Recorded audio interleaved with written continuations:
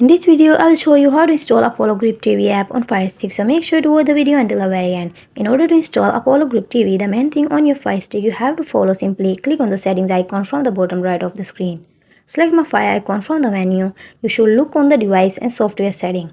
That is my Fire TV. Click on the option, and then if you are using a television built in Firewise, you have to enable the developer option for older one.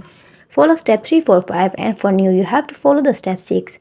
Now turn on the unknown sources. However, if you don't see any of the options like developer setting on your Fire Stick, then you have to click on 7 times on the about button.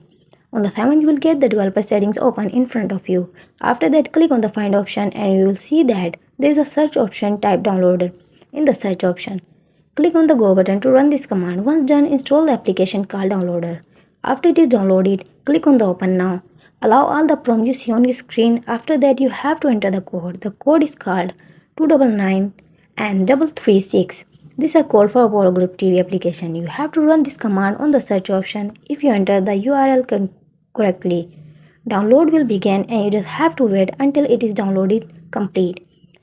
After download is completed, you have to install it, and then you will see that Apollo Grip TV is now installed. You can now delete the app. It is no longer needed, and that's it. You are done.